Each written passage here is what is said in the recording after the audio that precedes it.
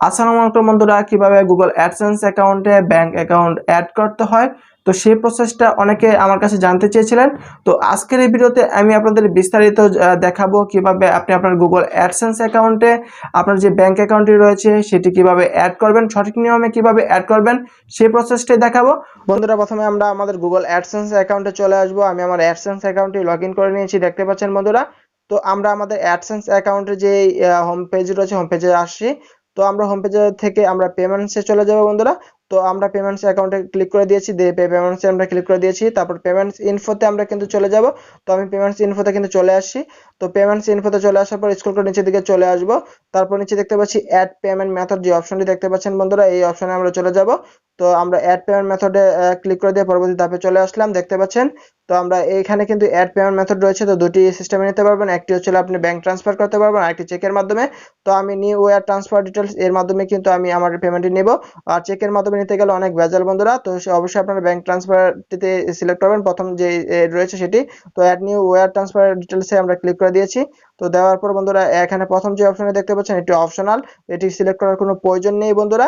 তো দেখতে পাচ্ছেন এটি অপশনাল, এটি না দিলে হবে। তারপর নেম অন ব্যাংক অ্যাকাউন্ট, আপনার যে ব্যাংক অ্যাকাউন্টটি রয়েছে সেটির নাম যেটি রয়েছে আপনি সেই অনুযায়ী কিন্তু নামটি এখানে দিয়ে দিতে হবে। তো আমি আমার ব্যাংক অ্যাকাউন্ট অনুযায়ী নামটি দিয়ে দেবো। তারপর ব্যাংক নেম, আপনি যে ব্যাংকে পেমেন্ট নিতে চান সেই ব্যাংকের নামটি দিবেন। তারপর ব্যাংকের যে সুইফট কোড রয়েছে সেটি দিবেন। তারপর অ্যাকাউন্ট নাম্বারগুলো দিয়ে দিবেন। তারপর এটা অ্যাকাউন্ট নাম্বার দিয়ে দিলে হবে। তো আমি নেম অফ ব্যাংক অ্যাকাউন্ট, আমার যে নামটি রয়েছে ব্যাংকে, আমার যে নামটি রয়েছে ব্যাংক অ্যাকাউন্টে যে নাম, সেই নামটি কিন্তু আমি এখানে লিখে দিচ্ছি, দেখতে পাচ্ছেন বন্ধুরা। তো আমার ব্যাংক অ্যাকাউন্টের নামটি দেওয়া হয়ে গেলে ব্যাংকের নামটি কিন্তু আমরা এখানে দিয়ে দেব। তো দেখতে পাচ্ছেন, তো আমি এখানে ব্যাংকে নেম ক্লিক করে দিয়ে আমরা গুগলে চলে আসলাম। তো গুগলে চলে আসার পর আমরা সার্চ করে নেব। তো আমি Dutch Bangla bank account add করব। তো আমার যেহেতু অন্য কোনো ব্যাংক অ্যাকাউন্টে নেই বন্ধুরা, সেজন্য আমি ডাচ বাংলা ব্যাংকটি কিন্তু আমি সিলেক্ট করব। সেজন্য আমি আমি ডাচ বাংলা ব্যাংকের নামটি কিন্তু কপি করে নিয়েছি। তো আমরা লিমিটেড দিয়ে দেব, লিমিটেডটি নেই, তো সেজন্য আমি লিমিটেড দিয়ে দিচ্ছি। তো আপনি যে কোনো ব্যাংক এখানে কিন্তু অ্যাড করতে পারবেন, একই নিয়মে কিন্তু অ্যাড করতে পারবেন। তারপর সুইফট কোডটি কিন্তু আপনার প্রয়োজন হবে, সুইফট কোডটি কিন্তু আপনার এখান থেকে নিয়ে নিতে হবে। তো আমি সার্চ করে কিন্তু ডাচ বাংলা ব্যাংকের যে সুইফট কোডটি রয়েছে, তো আপনি যে কোনো ব্যাংকের সুইফট কোড এখানে সার্চ করে কিন্তু পেয়ে যাবেন বন্ধুরা। তো দেখতে পাচ্ছেন আমার এই সুইফট কোডটি কিন্তু চলে আসে। তো আপনি এভাবে কিন্তু আপনার যে ব্যাংকের সুইফট কোড, সেই ব্যাংকের সার্চ করে আপনি কিনে নেবেন। তো ডিবিবিএল বিডিডিএস এর হলো সুইফট কোড, সেটিকে আমি কপি করে নেব, ডাচ বাংলা ব্যাংকের সুইফট কোড এটা।